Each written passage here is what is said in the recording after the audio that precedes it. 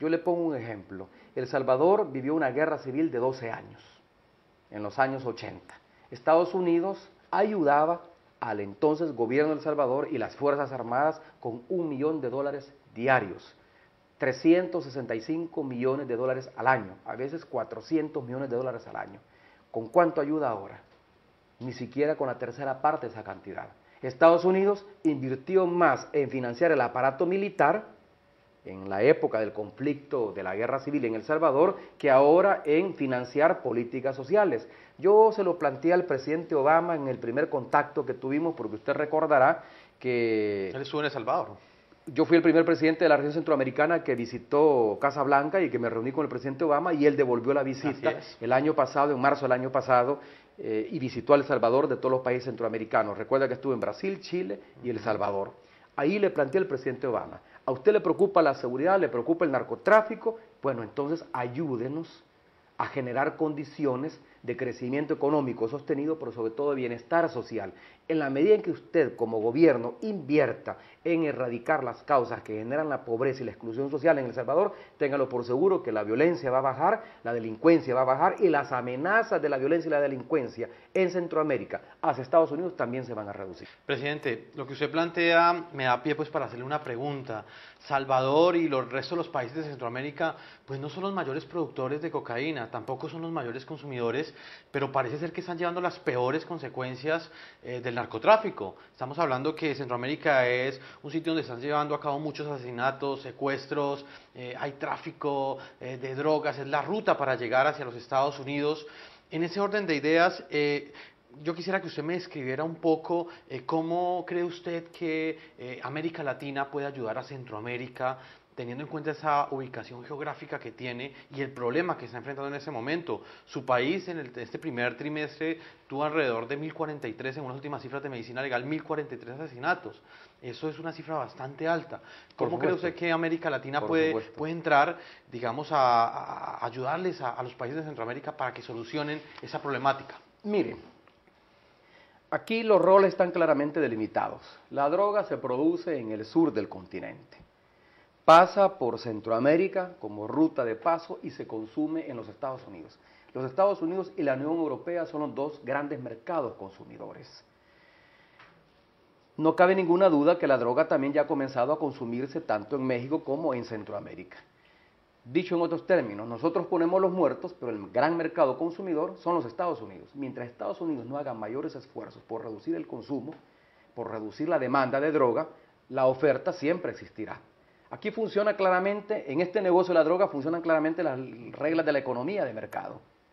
De nada sirve hacer esfuerzos reduciendo la oferta, la producción de la droga, si no se hacen esfuerzos similares o más contundentes reduciendo el consumo de la misma, la demanda de la droga.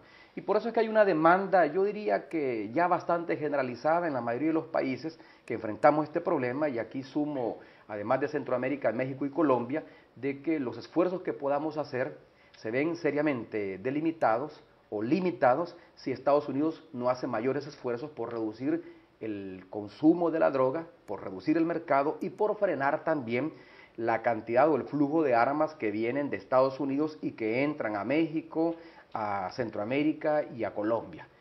Ahora, en el caso de El Salvador particularmente, efectivamente nosotros tenemos una cifra alta de homicidios.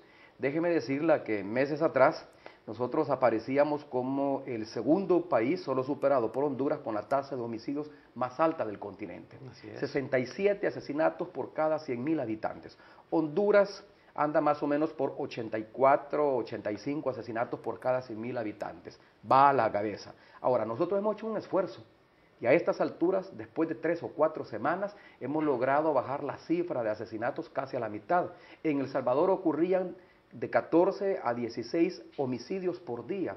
Ahora tenemos cifras que andan entre 5, 6, máximo 7 homicidios por día. ¿Por qué razón? Porque el gobierno estimuló un acuerdo entre las principales pandillas que son las responsables del narcomenudeo. El fenómeno es interesante, no es el mismo en toda la región. En El Salvador la venta al por menor la tienen controlada las pandillas.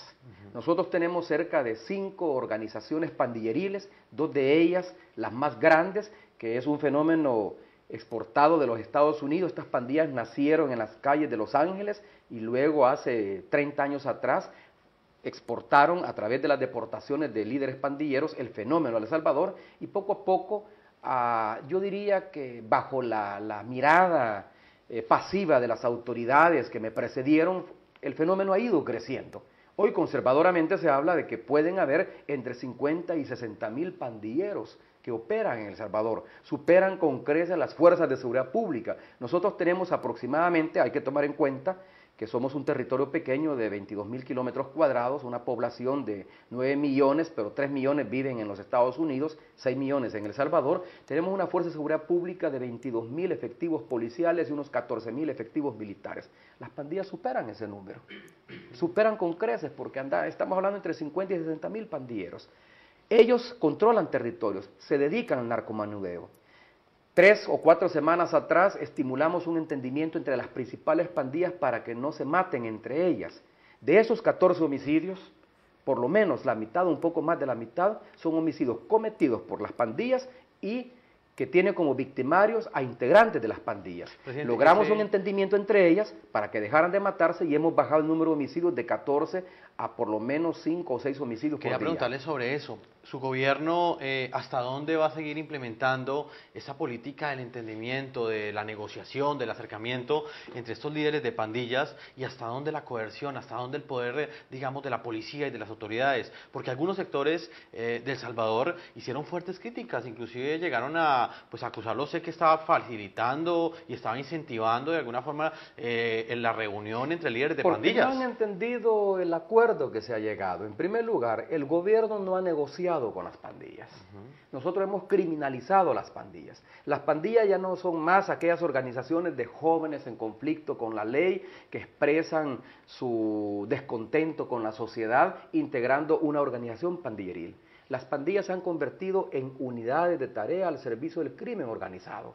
La sola pertenencia a una pandilla hoy en El Salvador, después de una ley que criminaliza a las pandillas, la sola pertenencia a una pandilla ya los convierte en delincuentes, ya los pone al margen de la ley. Ahora, ¿las pandillas por qué existen? Por un problema de carácter social.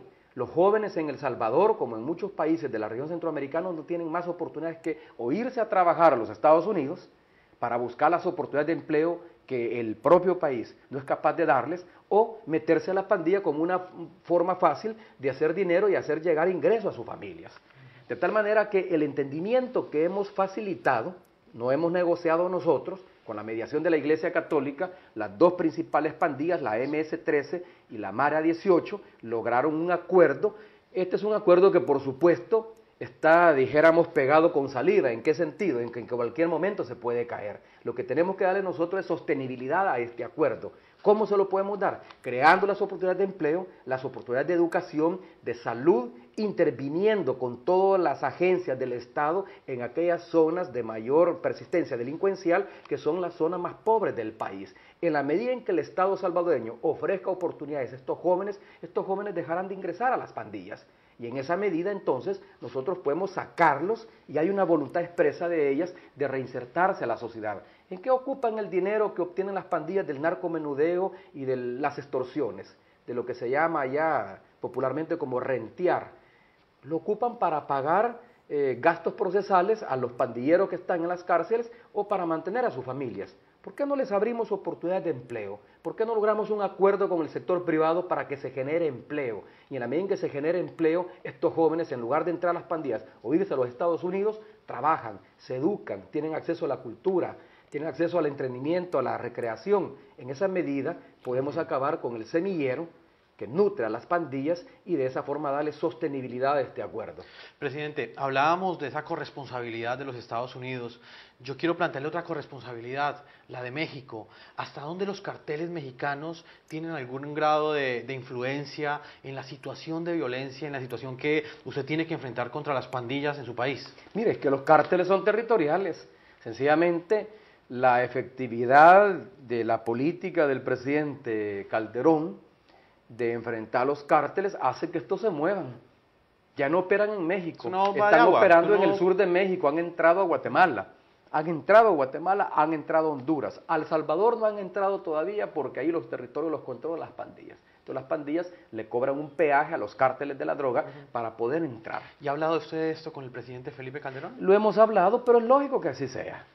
Si es lo que nos pasa a nosotros. Nosotros llegamos a una ciudad y entra la policía con apoyo de la Fuerza Armada, porque yo aprobé hace 2 años atrás un decreto que le permite al Ejército apoyar las labores de seguridad pública de la Policía Nacional Civil.